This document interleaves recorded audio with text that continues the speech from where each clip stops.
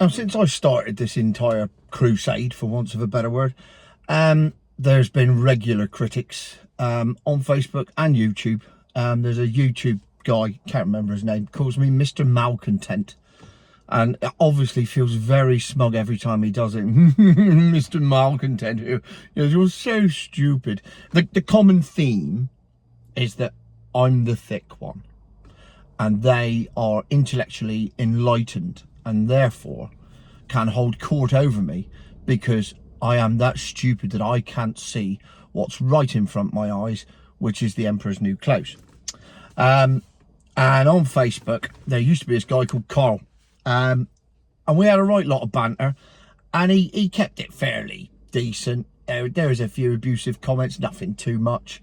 And when I did a big charity thing, he actually donated 20 quid and said, Tony, when you do things like that, I quite like you.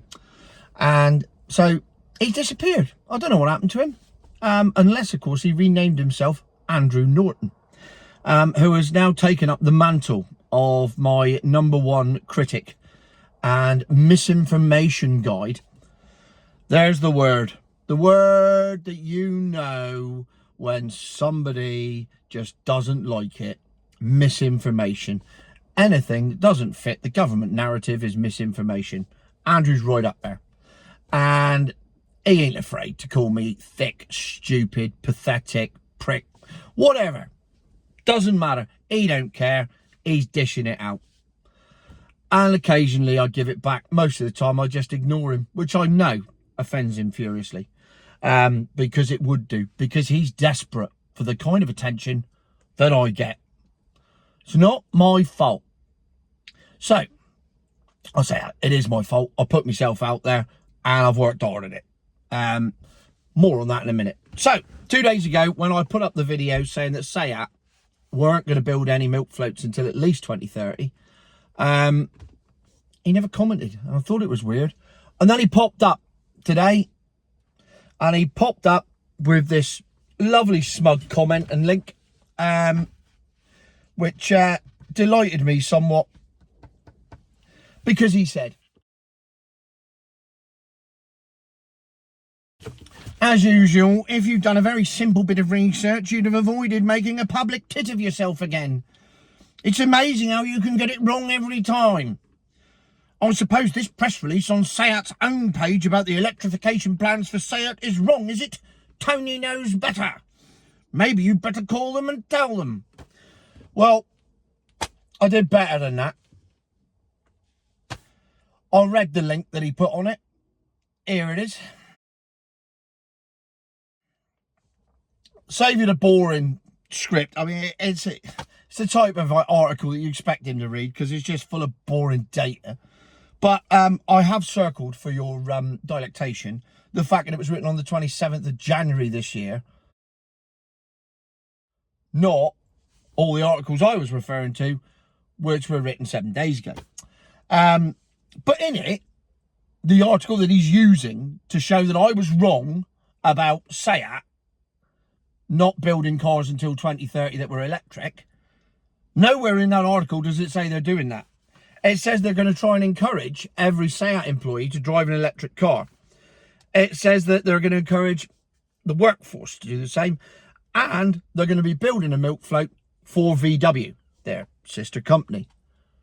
Nowhere in this article does it say they're building electric cars, because they're not. And a quick Google and a screenshot, and I replied. And of course, he couldn't leave that go. So he jumped straight on it. And 9 minutes it took him to reply. And then mocked me rather predictably with, as usual, you read the headline and not the story. Oh, and it's GB News, followed by 2 crying faces. Because, of course, nobody watches GB News because they don't tell. I don't give a shit about any mainstream media, and I count GB News in that. But if you're saying that GB News don't tell the truth, but BBC, ITV and Sky do, then quite frankly, your opinion is no longer valid in the real world, because they have lied since the day they were invented. That's what they are there to do. They are not there to tell you the truth. They are there to tell you what the government wants them to tell you. And that's it. There is No other. So if you think that mocking GB News in some way affects me, you're wrong. However, I couldn't let this go. Because Smuggy McSmugface, I've had enough of it. So, he says that I'm completely wrong about SEAT not building any electric cars until 2030. I'm completely wrong about it, and I've made a public tit of myself. Really, Mr. Norton? Right, here we go. Here's article number 1 from GB News. Major car brand refused to roll out electric vehicles until 2030, not an immediate priority. Oh, that's GB News. That doesn't mean anything. You're still a public tit. Bang! Here's Car Magazine. Oh, what are they saying? SEAT, now is not the right time to introduce an electric car. Hey, that's Car Magazine, not GB News. Oh, hang on a minute. You're still making it up. You don't know what you're talking about. I am your only source of truth, and I will call out misinformation when I hear it. Well, I hope you call out this bit of misinformation. Bang! There's Auto Express magazine. SEAT Ibiza and Arona will battle on to 2030 after small EV decision is delayed. What? No, surely not. What's that, Fatty? What? So everything that was published in the last 7 days backs up what you were saying and not what Smuggy McSmugface was saying. What are the chances? Just in case.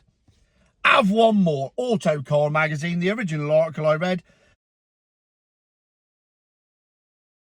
SEAT won't launch an EV until 2030s, confirms CEO. So what bit of that is misinformation? What bit didn't I do my research on? And what bit isn't true?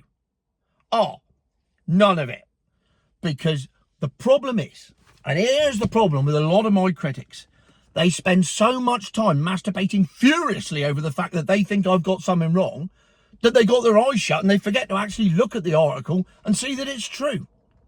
And if you got out of your understairs cupboard, where you spend most of your time masturbating furiously in the dark, and actually stepped into the light, opened your eyes and seen what was going on in the world, you might see this. But then again, it's not for you, is it? Because you've sold your soul. You've sold your soul to the Ev-Angelist movement, and you are not for changing. I know he's the Messiah. I should know. I followed a few. Well, also this week, and this ties in rather nicely, I also get trolled by the EV guy. The EV guy. He calls himself a digital content creator. He's got 548 followers. Right, mate. If you want some advice on how to create digital content, I'm always available. Feel free. Just send me a message. I'll fucking ignore it, but send me a message anyway. Because right now, I've got 27,000 followers on Facebook. I've got 19,000 subscribers on YouTube. And last month, I had 880,000 views on Facebook and 440,000 views on YouTube. I don't know what your figures are, but they ain't nowhere near that. So if you want advice on digital content creation, why not come to me? I had my 10-year anniversary of a video I put up 10 years ago. That's just had the 4.4 million views. Don't you worry about that. What do I know about digital content creation? So before you go criticising somebody, have a look around your own greenhouse and see how the solar panels are working on that. Oh, and there was another one, another EV guy who offered, if I DM'd him, to educate me on why renewable energy wasn't free. I don't need educating on it, mate. Look, watch. That's wind. That's free. Right now, see this bright light out here? Look there, look. See, that's sunshine. That's free. Those two things are free. The car I'm sat in runs on petrol. That costs money. Sunshine, free. Wind, free. So renewable energy should be cheaper than petrol energy because petrol costs money. Wind, free. Sun, oh look, sun, that just shines. You don't even need to do anything. It's amazing, it's just there. But for some reason, our electric bills are the dearest in Europe, and we're paying more for renewable energy than we are for the coal, gas, nuclear, and all the other types of energy. And somehow, I'm the thick one.